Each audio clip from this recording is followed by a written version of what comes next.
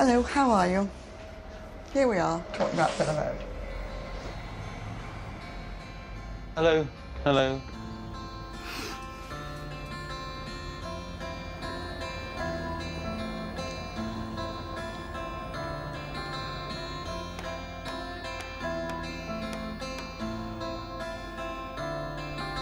The world and all its angels are talking in my head. The world and all its angels, they lay all its angels set table for a feast. The world and all its angels come to toast the suckling beast. Come the morning. By the dawning light, such crimes and stories, then oh, the wondrous sights. Come the morning, by the dawning light, such crimes and stories, then oh, Power to the biosphere.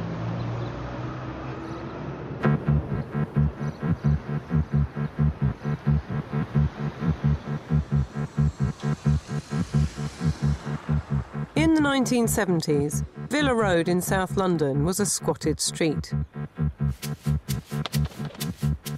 Behind these doors, anarchists mixed with hippies and feminists. A primal therapy commune established itself across the street from a whole food cafe. And homeless single mothers rubbed shoulders with Marxist revolutionaries. This was a generation that wanted to change the world.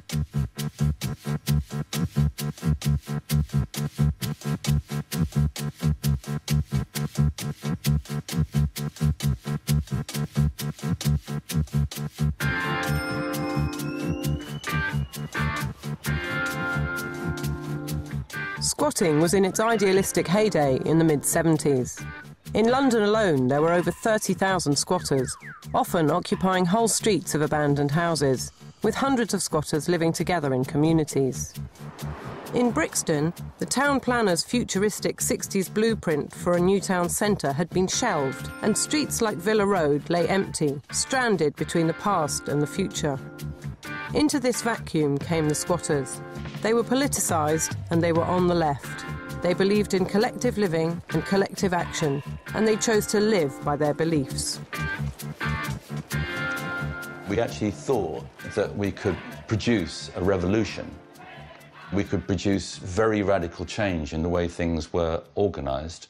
We could increase the power of ordinary people, of working people, and so forth. We could reduce oppression, all those sorts of things. We thought all those things could be done at that time. We were trying to do them. It was a politicised generation. I mean, we were Marxists, I suppose. Dialectical materialism and historical materialism were phrases that tripped off the tongue. What would your ideal goal have been? My goal is always revolution. Absolutely. Absolutely. The idea was that people would organise and would rise up against capitalism, and there would be a revolution. It was always a little bit vague about exactly what form that might take in Britain, but you know, a general strike, whatever. I mean, it sounds, and it was, wildly utopian. But you believed it? Yeah. Practically everybody I knew was political in one way or another, and it was a moment in time where we thought we knew everything. You had incredible energy, there were things happening, there'd been the miners' strikes, there were factory occupations, there were things that there was the Black Power movement in the States, there was the and so on, you know. So there was you know, something positive, which was that people were optimistic, people thought they could change the world, they wanted to change the world, and so there was a lot of activism around, and obviously one of the areas was housing. So would you personally get the crowbar and be... Yeah, yes, I would. We would go along perhaps late at night and get in the houses and get the electricity sorted out, and then help the people to clear out the houses and make them habitable, really.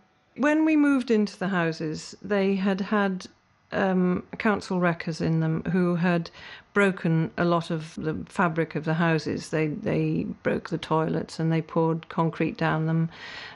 They broke a lot of the windows. They tore up floorboards and pulled down ceilings.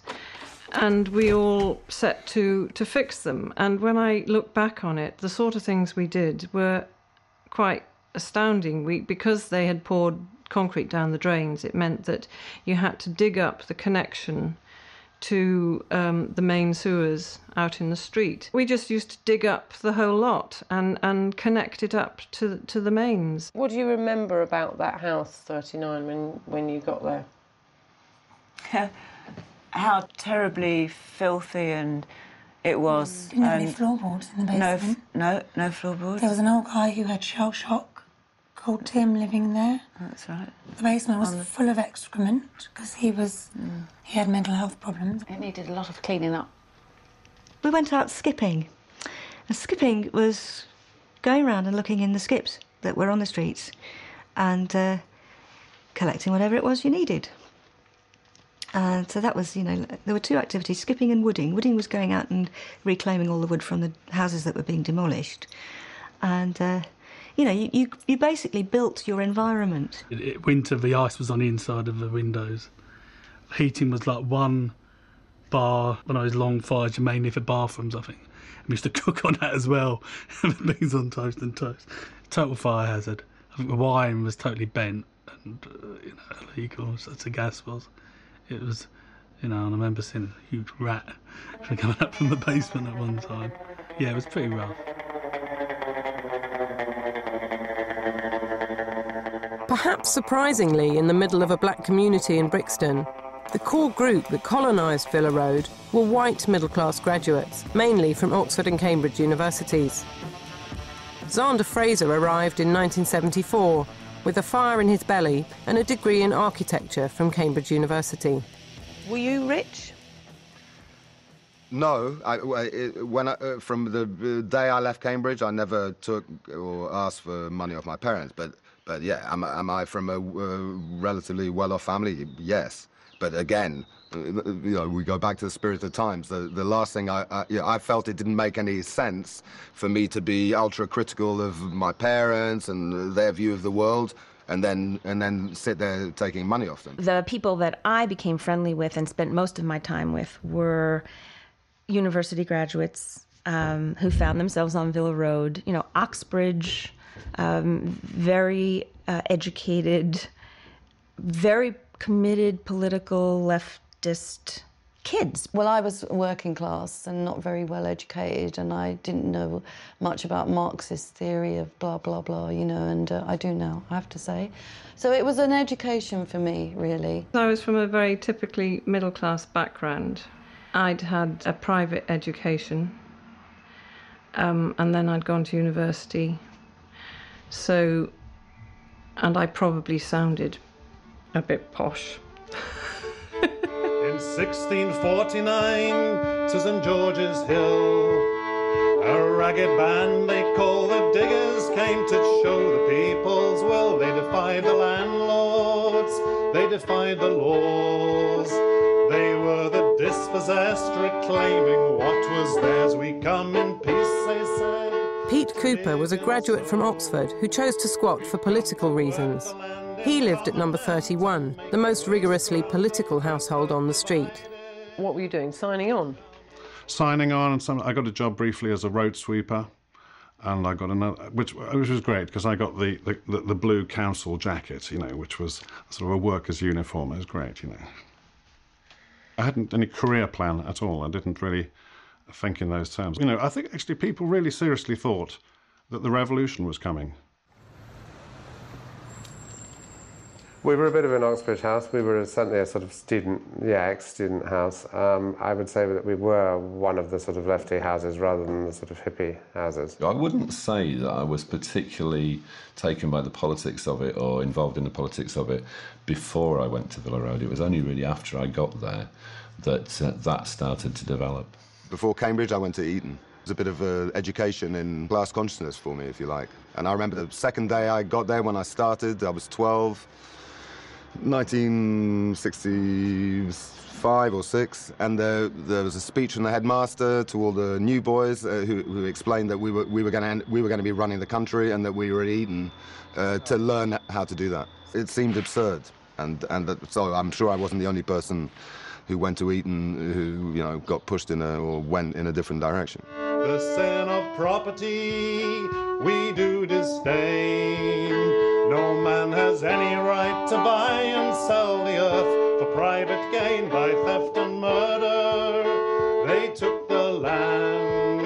Now everywhere the walls spring up at their command. There were two influences on us, I think. One was obviously Marx. We were Marxists. We saw ourselves as Marxists. We were in things like Marxist reading groups and we studied Marx. But we were also influenced by people like Lang and Cooper and were into the death of the nuclear family.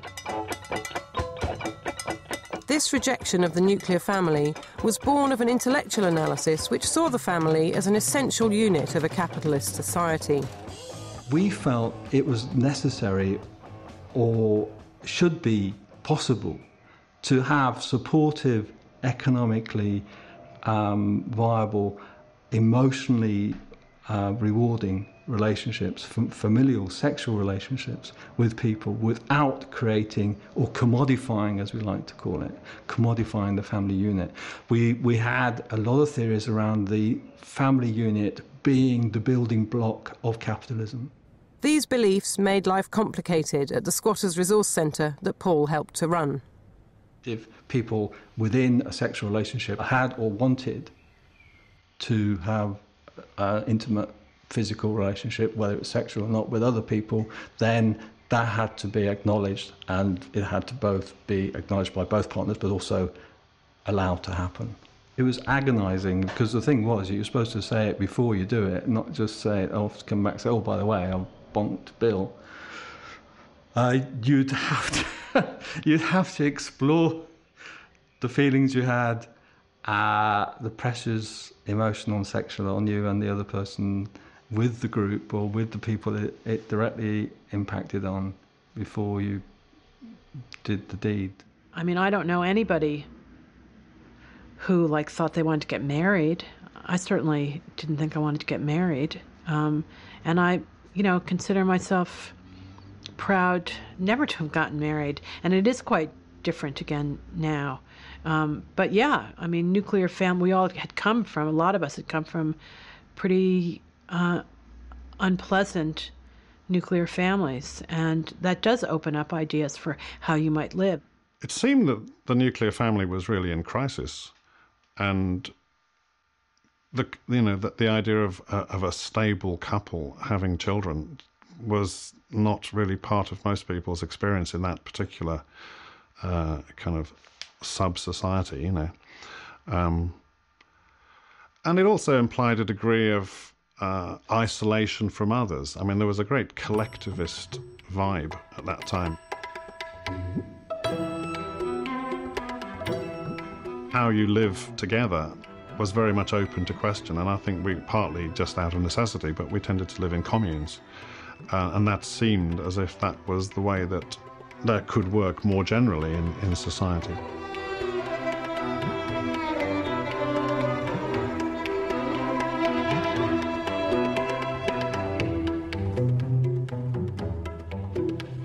By the mid-70s, there were about 5,000 squatters in Lambeth, more than in any other London borough.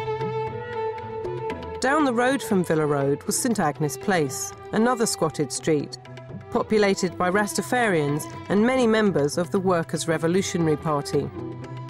Jane Halsall-Dixon has squatted here since she was 3 years old and is one of very few squatters left in Lambeth. We're going up. Yeah.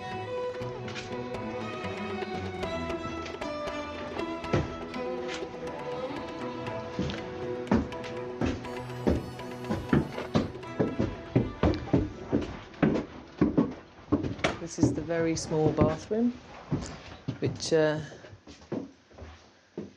is used by about 15 people at the minute.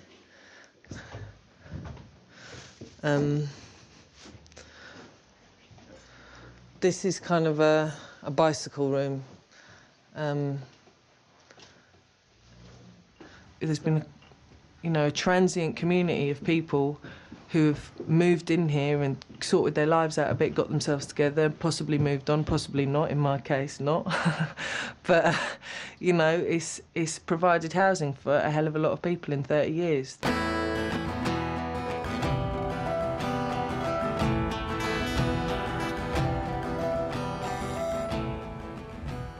There was probably about 12 people. And what I remember about it was I didn't have to cook, like, probably once every 12 days or something, because everyone had to cook. There was a rota system. So I didn't have to do the housework every day. I didn't have to cook every day. I didn't have to shop every day. I had to do it, like, once every so often, and it was fantastic. I like that, because I'm not really a domesticised person, to be quite honest. There was this Polish girl, and God, I was just in a fury at her the whole time. Because we pooled all our money, and then we would each take turn making dinner. And she was, like, always really going for, like, the most basement bargains she could. So one day she comes home with, like, I don't know, 4 pounds of pork chops, right? That just stank, And she said, "Oh, don't worry, I'm going to soak them in vinegar."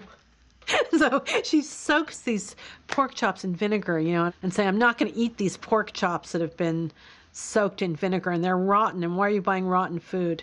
But anyway, after I left, she started sleeping with my boyfriend. So then I was mad at her for another reason. I do remember in the first house that I visited before I moved on to Villa Road, I'd be in the kitchen. You'd have people wandering in and out of this kitchen. There were teacups everywhere. Someone might take a teacup and just go rinse it for half a second in the sink. You'd be drinking out of these incredibly, to my mind now, and even then, grotty, cups. But, I was a kid. We were young. It didn't matter. I mean, we just sort of did it. So it was, and the house that I moved into, number 20, was much more tidy, and things like toilet paper instead of newspapers, things like that. It was like, okay, I can live here. We have toilet roll. And we washed our glasses. We washed our mugs. Hi, Pim. Okay.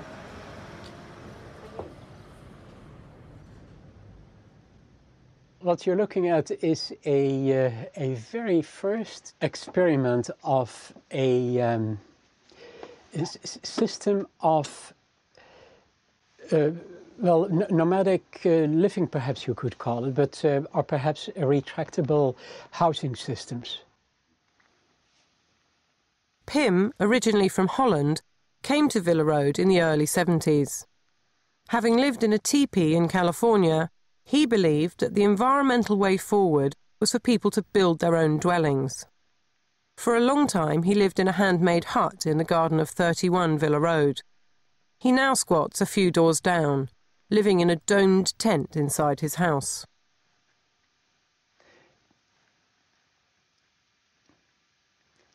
What often sort of strikes me when I wake up in the morning, the moment of opening your eyes and what is it that you see? And it often sort of strikes me how delightful it is that when you open your eyes and I just look up at the ceiling, well, it is not the ceiling, but look up at the sky, and how I see from the bottom down and then have this field of view. And it's a beautiful start of the day. And it is something that could be available to anyone. In the 70s, all aspects of living were being called into question. These were the early days of feminism, and women on Villa Road were as keen to end male domination as to overthrow capitalism.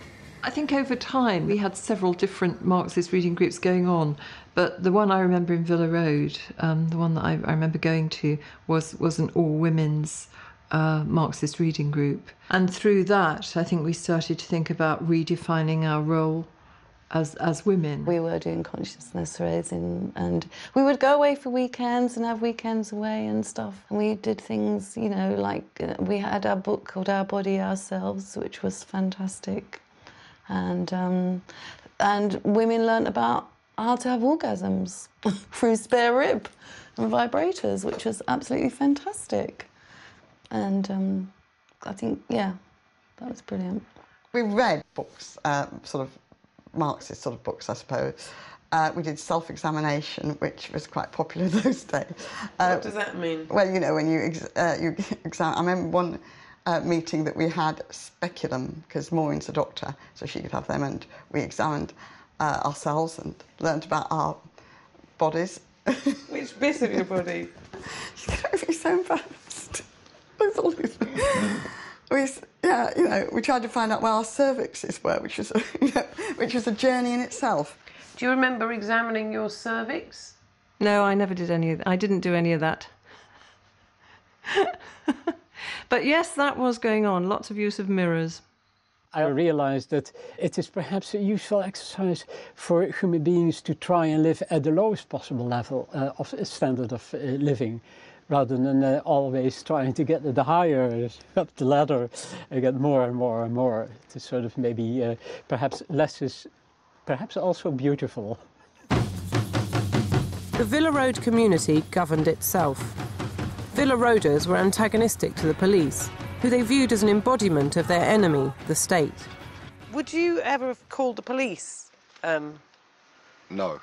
What did you do instead? Well, there were, where there were instances of theft and so on within the street, then those were dealt with at street meetings. And in one incident I remember, we jailed a guy for a week, I believe. Everyone was losing their stereos. We eventually managed to catch this young black guy who was, I think, 15 at the time. And so he said that he had been thrown out of home, that he had nowhere to go, and he was stealing all this stuff so as he could survive. And so in typical Villa Road fashion, we held a street meeting, emergency street meeting, what to do about him.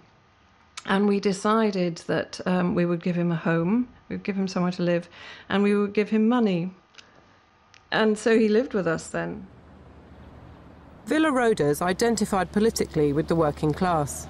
They supported striking workers. They had a Villa Road banner and travelled en masse to march in support of the striking firemen and the Grunwick workers. They wanted to link the squatting struggle to other anti-capitalist struggles. Can you explain why, as squatters, you thought it was important to join ranks with workers?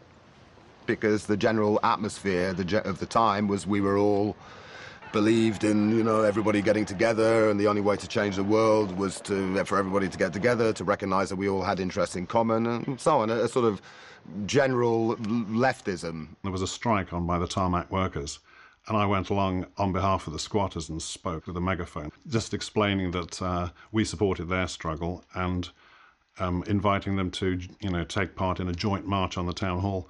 The workers were going to be the ruling class of the future. Xander Fraser even became a squatters' representative in the Transport and General Workers Union, allowed in as a mark of their solidarity with the Villa Road struggle. They should be organised, and we are anxious that they should join forces with those of our... Were you the only squatter who was a member of the T&G? Well, I have to say, I did find it slightly unusual, yeah, because technically there wasn't... I was a building worker, so on that level, actually, I assume I was entitled to be there, but yeah, really, I was in that branch as a representative of Villa Road, not because I was working in the building trade.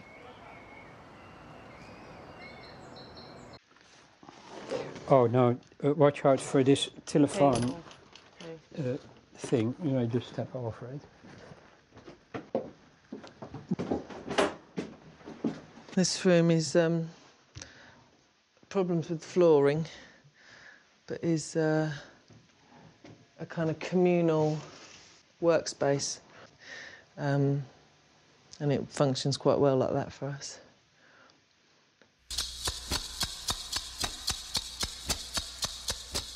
Some on the left had more ambitious political goals and were explicitly focused on building a revolution to overthrow the state.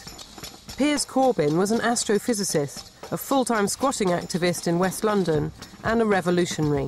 He was well known in squatting circles and always present at protests and demonstrations.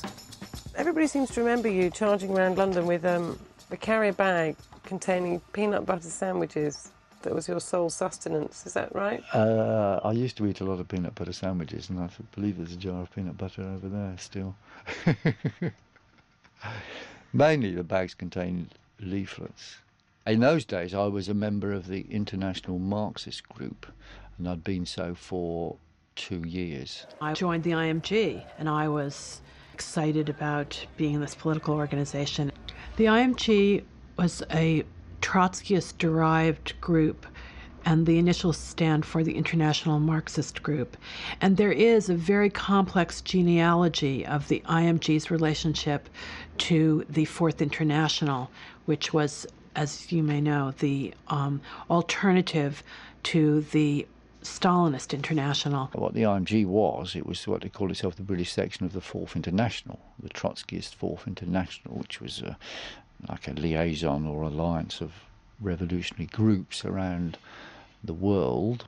Their general activity was to build labour movement, support activity in trade unions and so on. So they saw this type of stuff as possibly peripheral or possibly not, and there was ambiguity. Some hardline Trotskyist groups were unenthusiastic about getting involved in a political issue as woolly and vegetarian as squatting. They preferred to focus on workers' struggles, hoping to build a disciplined vanguard that would bring on the revolution. But some revolutionaries did take squatting seriously. Was the IMG the only revolutionary party? Oh, there's your phone. Weather action? Oh, magic, how are you? Oh, fine. I'm just, it's all right, carry on. I'm being interviewed by some, there's a BBC here interviewing me about squatting and housing, but it doesn't matter, carry on, tell me. Bye. Sorry, yeah, someone just wanted something. Yeah, so was the Should have ignored that, really, shouldn't I? Was the IMG the only revolutionary organisation to get behind squatting? Yes, in a serious way, anyway. The IMG, fanatical about correct Marxist terminology, nitpicked about whether or not squatting could, strictly speaking, be defined as a revolutionary act. On Villa Road, Pete Cooper had joined the party. Was squatting in and of itself a revolutionary act? Oh God, I can't remember. From the Trotskyist point of view, I think it would have been foolish not to engage the energies of these people who were clearly very willing to take part in direct action. For you in the IMG, would you have said that squatting itself was a revolutionary act? Well, some of us did, yes, because it was expropriation of property, and we said it had a dynamic of revolutionary act. But for the IMG, the real point of demanding housing was not to get housing, but to expose the weaknesses of capitalism. Those demands for housing, what was it?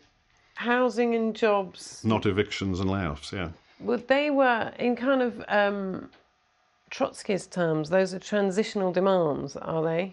Oh, that's right. Transitional demands were demands that couldn't really be met within the terms of the system. So a transitional demand is a demand that that sounds like a reasonable demand, yeah, but that will expose the shortcomings of the capitalist state in their inability to deliver it. Yeah, like housing for all seemed a reasonable thing. Why shouldn't everyone have somewhere to live? But actually the system probably couldn't deliver without fundamentally changing. Could housing for all be achieved? Well, they would say, the IMG would say, no, it couldn't be achieved under capitalism. So this was therefore an intrinsic anti-capitalist demand, or what is called a transitional demand, which is something everybody wants, but can only be achieved if capitalism is destroyed. So the dynamic of the movement will lead to the destruction of capitalism, along with other sort of demands, other transitional demands, if support in a united front gets wide enough. That is, I think, how Trotskyist method works, and that really made a lot of sense to me.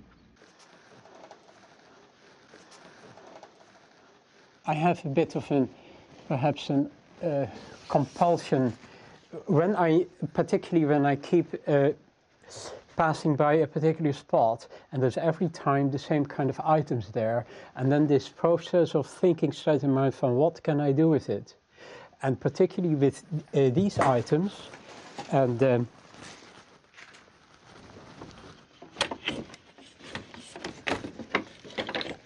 here is a nice example. For the first few weeks or months, I just didn't think I should go pick it up. And then at some point I thought, well, I'll start picking up just a few pieces and take them home and see what I can do with it. Some on Villa Road saw their inner world as the route to changing society. Louise Eichenbaum had come to London from New York as a trained psychotherapist, attracted by British feminist writing. From her squat in Villa Road, she set up the Women's Therapy Centre with Susie Orbach, believing that therapy could be harnessed to left-wing goals. For me, psychoanalysis and psychotherapy absolutely came right out of my political activity, because as a feminist, we really understood that in order to change oneself, you couldn't just say, I no longer want to be this person, the person I was raised to be, the little girl raised to be a certain kind of feminine character who defers to people, who's submissive, who feels insecure, who doesn't feel entitled, and so on. We knew that we no longer wanted to be that person. And so if one wanted to change deeply, we had to look to the unconscious. I think people came to see that bringing change wasn't just about changing physical, social aspects of society.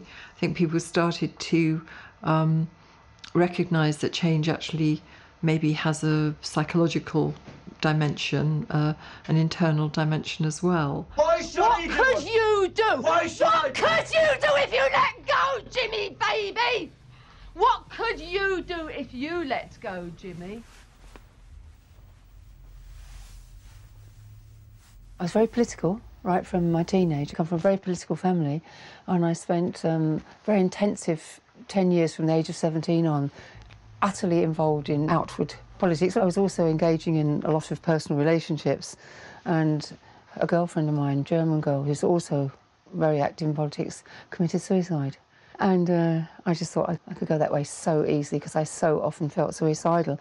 And I started to think, just a minute, we're in a very radical left-wing movement with very radical left-wing boyfriends, and she was unhappy enough to do that, and I'm unhappy enough nearly to do that. So I thought, it's not all out there, it's also inside. Having decided to devote her life to therapy, Jenny James became a follower of Wilhelm Reich, an associate of Sigmund Freud's.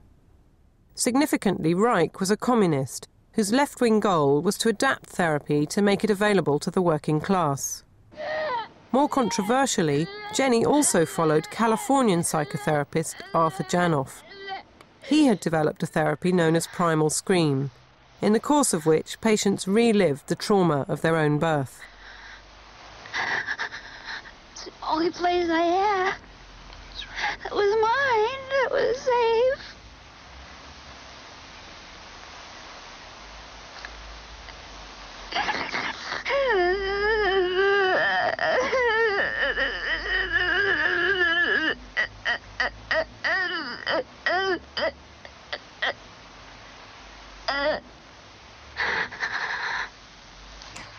Despite having no formal training, Jenny set up a primal therapy commune in Donegal in Ireland.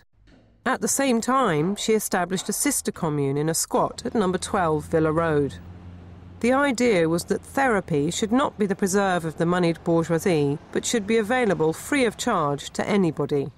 I was called the black sheep of the... Oh, I'd brought the therapy movement into disrepute. This came from the big posh therapy centres, and what it really boiled down to is I wasn't asking money. And I was saying that anyone can do therapy if they go through things themselves. They don't need some posh training. It's just a question of human empathy and, of course, knowing yourself really, really well, being very honest with yourself. And so I just opened the doors. It was primal scream, and it did involve screaming, letting, which was, sorry, I'm not laughing at that. I mean, it was, it's very genuinely felt, and it was about letting out your inner anguish. It was noisy. That's what I say to you. It's extremely organic and well worked out. Nothing's false. It is something that comes out, but when things do really come out from very far down in the body, they can sound quite animal-like. They can be quite scary. What wasn't nice was that they were all naked while they were doing it. So when you're 6 and there's a big group of people rolling around the floor naked, you're thinking, what is going on here? And that was my friend's mum. She was the one that did it, Babs. And you should think, oh, that's so strange, because you're playing out in the garden, you're popping for a drink, and someone's in the kitchen totally naked. Helen Russell joined the Primal Scream commune in Villa Road in 1976. Jenny is very charismatic and very, very strong. Her personality is very, very strong. It's like she has an aura like this, you know. Our one-to-one sessions were extraordinary and incredibly valuable, and I wouldn't ever regret any of that or want it to be any different. But the downside was the group living, everybody, and the thing was, you know, we're all there, we're all feeling really vulnerable, we're all looking for ourselves, we're all looking for friends and support and home and family and answers. And so everybody was vulnerable, and everybody was at different stages of this exploration, this journey. And there was no account taken of that in any structured way or in any way, really. Throughout the years, what would happen is now and then some of the sort of the stronger characters would actually cross the line. It's a metaphorical line. They'd cross the line, come in, get involved. We had a lot of very lovely-looking women in our commune, and they'd form relationships and they start to look at it. So was that what drew them in, that was the women? I would say that was probably, obviously, a first hook, if you like. But then they'd see, and it's very interesting what we do. They'd see that, and they'd see that it worked, and they'd get interested. It was a deeper way of living. I remember that the Primal Screamers, you know, the story was, I think it was probably true too, that the Primal Screamers sort of sent vixens out onto the street to seduce the handsome boys who were on the left and to get them to scream instead of, you know, agitate or something. I don't think it was that organised. It sounds a bit of a conspiracy theory to me. So you weren't lured in by a woman? I was lured in by a woman, actually, so you never know, do you? But I don't think she was acting on orders. I think she just fancied me. It always reminded me of that film, The Invasion of the Body Snatchers, in that one would wake up and discover that, you know, somebody else from the street had been sort of captured by the primal scream.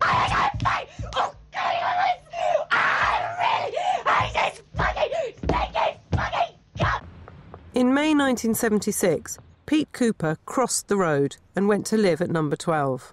There was the view that the personal is political, and that the way you have relationships with other people is actually as significant as significant a part of social transformation as the actual kind of the institutions of the state and what have you.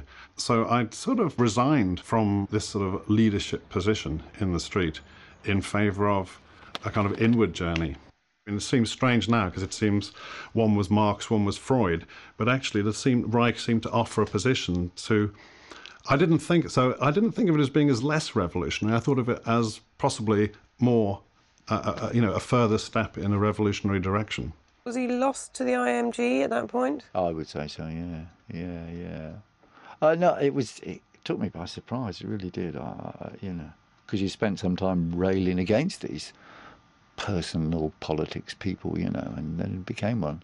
In a sense, I felt he joined it in rather sort of similar, with a rather similar impulse that he joined the IMG, and that was that he was looking for something that was going to sort of really engage him. This continuing search for a belief system led Pete Cooper to embrace ideas that were far removed from his rigorous left-wing analysis. Along with the therapy, there was a whole ragbag of kind of new age humanistic ideas. For example, better eyesight without glasses. So I stopped wearing my glasses for a while, believing that my short-sightedness would go as my energy flowed more freely. What I wanted was my hands to grow, right? And because I'm a piano player. And so what I wanted was my hands to grow. And I'd got this idea that my hand had stopped growing when I was about 9, which was when my little sister was born. You know, you put these 2s and 2s together and you come out with 79. And so I have no idea of the truth of this, or not really, but it was something that Janov wrote about in his books, that people had gone through such deep therapeutic healing that parts of their bodies which had been stunted, unstunted themselves. And, you know, they kind of picked up your life where it had got stopped. And, you know, so I had this daft idea. And to me, it was a really real idea that my hands would grow. My hands didn't grow. Helen Russell left the Screamers and crossed the road in the opposite direction. Embracing the political fervour of her fellow Villa Roaders, she became passionately involved in the politics of defending the street. There's another bedroom upstairs, but the person whose room it is isn't here, and I don't really want to go up and invade their space because it's not really like that. Do you want to come out?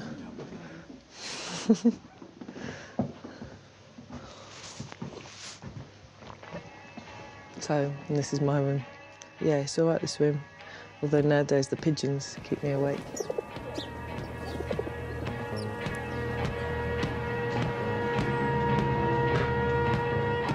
By 1976, there were at least 200 squatters living on Villa Road. As temperatures rose during the exceptionally hot summer of that year, the confrontation between squatters and the council intensified. Under threat of eviction, the squatters on Villa Road decided to defend the houses by barricading themselves in. They were now living behind their own iron curtain in a state of siege. The barricades came about because the Lambeth Council wanted to demolish the whole of Villa Road. This had been their long-term plan. They couldn't do it because we were living in the houses. But they, I think, probably served eviction orders on us. And we decided that we were going to stay. And so we thought, well, we'll barricade ourselves in. The bailiffs will come, but if they can't get into the houses, they can't evict us.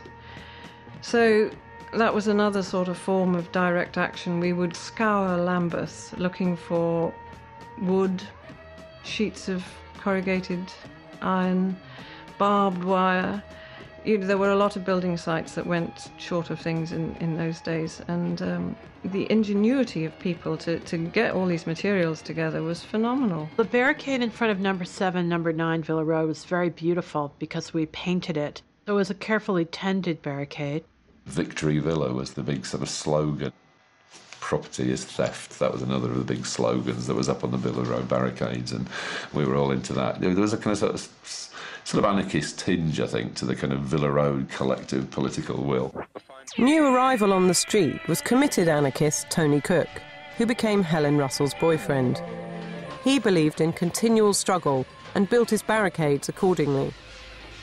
The first thing I and the two chaps who moved in with me began to do was obviously to sort out the barricades on our house. We had almost like triple barricades of corrugated sheets and joists, and then more corrugated sheets, and then joists and props, and all put together with 6-inch nails. And then on top of the barricade was barbed wire and a gutter. The plan being that we would fill the gutter with petrol and have bits of burning tyre, so we'd have a sheet of flame to meet the bailiffs before they could even get to the house itself. And we also had this huge, great big wooden ball, like on the ball and chain, but this was made out of wood with big 6-inch nails stuck in it on the end of a rope that you could swing, and it would lazily move in front of the house as another disincentive to come anywhere near us.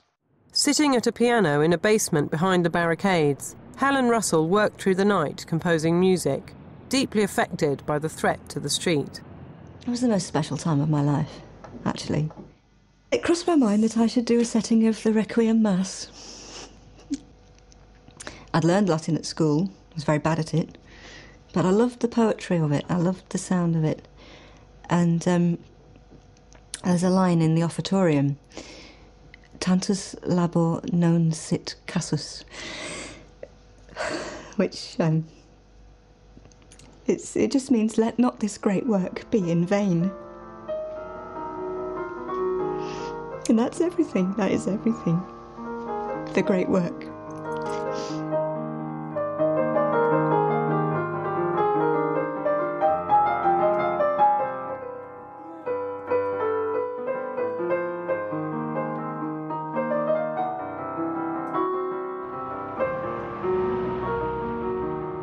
In January 77, the council decided to destroy squatters' homes.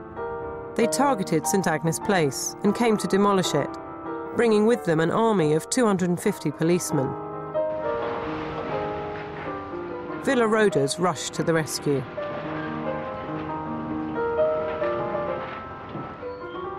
Very early in the morning, we found out that the council were moving in bulldozers, there were large bus loads of police turning up at the ends of the street and all the rest of it. And of course we all shot off down now, and quite a lot of the residents had already climbed up onto the roofs, basically saying, you know, if you're going to knock the house down, you're going to have to knock us down with them. Got all the council workers digging up the pipes down at the front, and they filled the drains with cement and they took out the water and the gas pipes. So they really went to town to make sure they were uninhabitable. In this picture, you can just see here is a protester. He's one of the squatters who actually tied a rope around his waist. There was a few of them, and actually walked across the top of this, what's left of the main framework of the house. We, together with the lawyers from the Law Centre, managed to get a emergency High Court injunction by midday or 1 o'clock that day, forcing the council to withdraw their equipment and to leave us alone. St Agnes Place was saved, and the council was publicly and humiliatingly defeated. Lambeth Council had to rethink its approach. But Villa Road was still under threat, and the barricades remained in place there for another 2 years.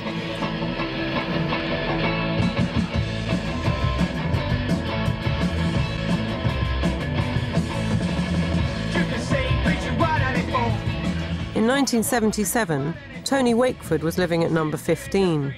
He was a member of the Socialist Workers' Party and wrote anti-police songs for his punk band Crisis.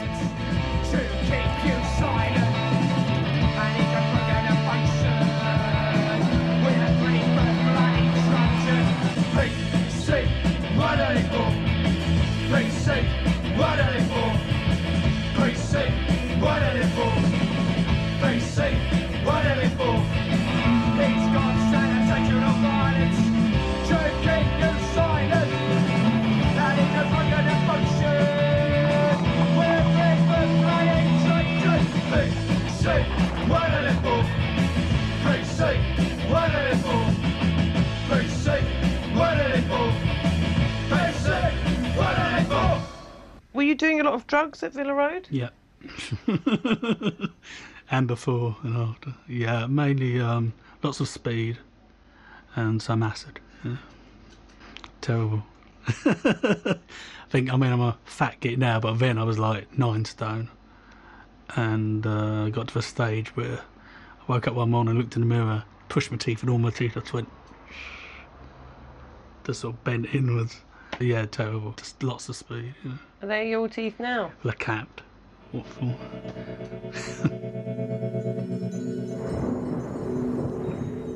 That decade, things did seem very black and white, and people really, you know, took sides and made decisions of what they were going to do. So it was a very, you know, no middle ground type of thing. But yeah, at the time, we were all very committed.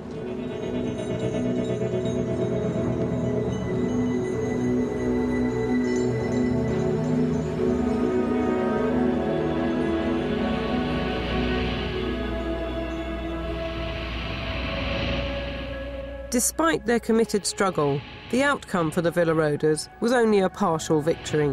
In 1978, the council came up with a deal. They would preserve the north side of the street on condition that the south side was destroyed. This was agreed.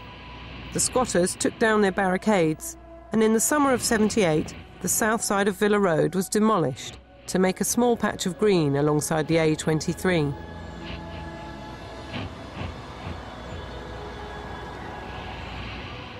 Most of the houses on the north side became a housing co-op. A few squats remained, including Pym's house, where he continues to live by his ideals. Actually, I never use this bathroom.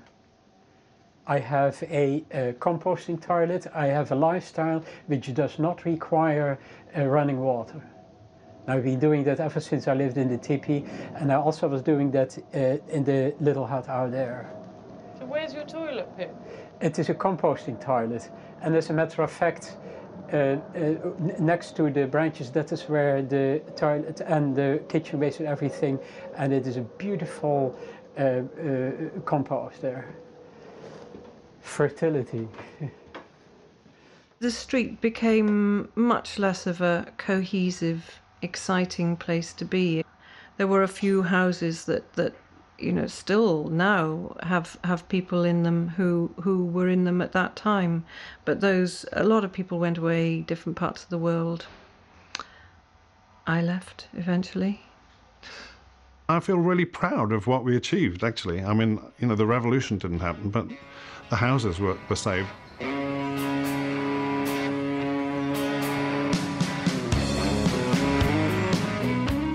St Agnes Place refused to compromise and continued to battle for survival for the next 30 years. It became one of the only 70s squatting communities to survive until now. But the council have recently taken action to repossess the street once and for all. All the remaining squatters have now received eviction notices.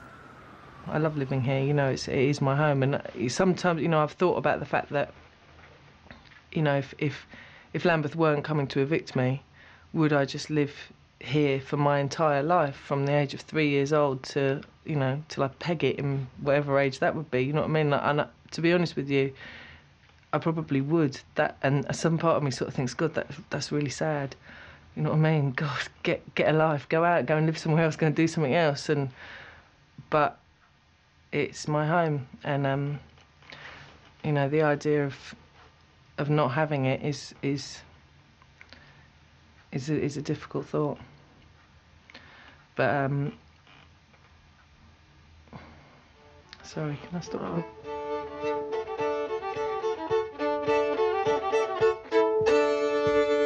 From the men of property, the orders came.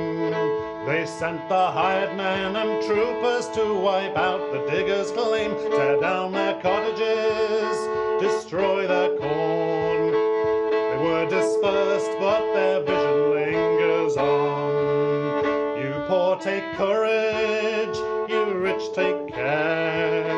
This earth was made a common treasury for everyone to share, all things in common, all people one. You diggers all stand up for glory, stand up now.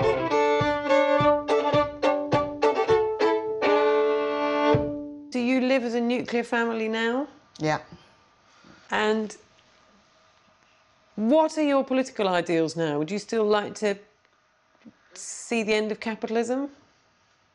Yeah, I would really, yeah. I think it'd be a good idea. I don't care about capitalism, but I get a pension out of the tax, pay taxes of everybody, so it would be counterproductive to be anti-capitalist, right?